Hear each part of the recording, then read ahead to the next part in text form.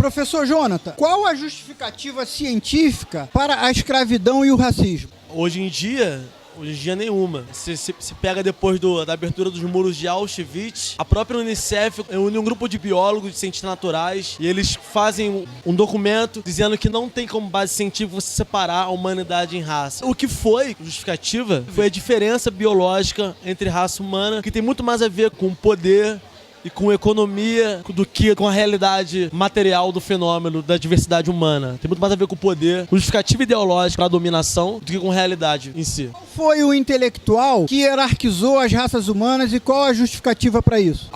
Foram vários intelectuais. Desde Buffon, que vai manter ainda uma certa tradição com o iluminismo, dizendo que há uma ideia de humanidade geral, mas o ser humano, apesar de todas as diferenças, de todos os agrupamentos humanos, ser ainda humanidade, se a gente for pensar na ideia de razão, a ideia de sociabilidade, que são critérios que ele vai avaliar para julgar o grau de civilização de um grupamento humano para o outro, a gente vai poder perceber que as diferenças que eles entre índio, entre negro e entre o europeu vão marcar a hierarquia que existe entre a capacidade tecnológica e a capacidade de desenvolvimento social do índio, do negro e do europeu, vai marcar a diferença e a hierarquia entre esses povos. É claro que o padrão para se julgar isso é o padrão europeu, né? Quanto mais perto do padrão europeu, mais civilizado. Quanto mais distante, mais incivilizado. A ideia do outro, a construção do outro é fundamental nesse processo. Professor, existe um debate intelectual entre o conceito de raça e o conceito de etnia. Afinal, as raças existem? Raças humanas, tal qual se concebeu no século XIX, não. Porque o que se concebeu no século XIX? Que a humanidade é separada em raça, tal como o mundo animal é separado em espécies. Ou seja, a diferença da raça ariana para a raça etíope, a raça dos brancos da raça dos negros, é a diferença de um cachorro para um papagaio. Isso não existe. A gente trabalha a etnia hoje com a ideia de sociedade, cultura, com a ideia de que cada agrupamento desenvolveu a sua história a partir dos seus referenciais de cultura, criou cultura diferentes, entendeu? Isso é a perspectiva étnica.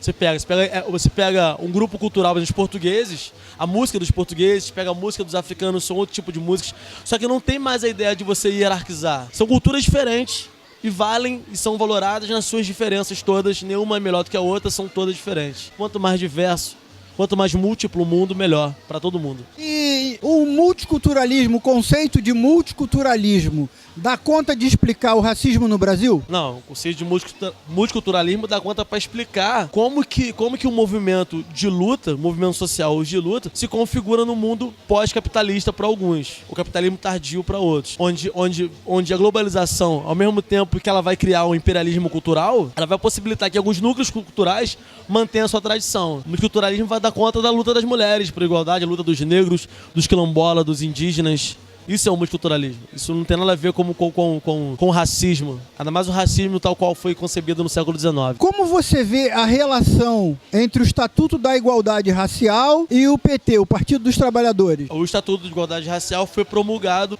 pelo PT em 2010. Só que há uma classe intelectual brasileira que acredita que isso foi populismo do PT. Que o PT deu as cotas, por exemplo, secretarias de igualdade racial para ganhar votos. Isso não tem nada a ver com ganhar voto. Pode se desdobrar em ganhar votos. Só que o PT promulga a igualdade racial porque o movimento negro em luta exigiu que ele promulgasse. Porque o que o Estatuto de Igualdade Racial vem dizer? Ele vem atestar que não existe igualdade racial, destruindo um mito que ficou comum no início da década de 20, que é o mito da democracia racial, né? Que o Brasil é um país de mestiço, onde não há o ódio racial, onde as pessoas convivem com certa harmonia. Mentira, o Brasil é um país violento, que executa parte da sua população e impede parte da sua população de alcançar a dignidade plena e a cidadania plena. A violência contra a população negra, pobre e favelada nas grandes cidades do Brasil, que relação você faz isso com o racismo? Acho que é total, né? Se você constrói uma ideologia onde o negro é mais propício à violência, o negro é inferior intelectualmente, moralmente, e você tem uma prática de polícia de Estado que elimina a população negra jovem, se você pegar os dados da Anistia Internacional, por exemplo, cada 10 jovens que morrem no Brasil, 7 são negros, né? E a justificativa não, mas esses negros estavam envolvidos em criminalidade. Muitos brancos estão envolvidos em criminalidade, mas não tomam um tiro na testa de fuzil. Por exemplo, a gente sabe que na orla de Copacabana, Leblon, nas boates da Zona Sul, existe consumo de drogas, existe tráfico de drogas, e a gente não vê o caveirão entrar lá e ninguém sair de lá baleado com um tiro por causa disso.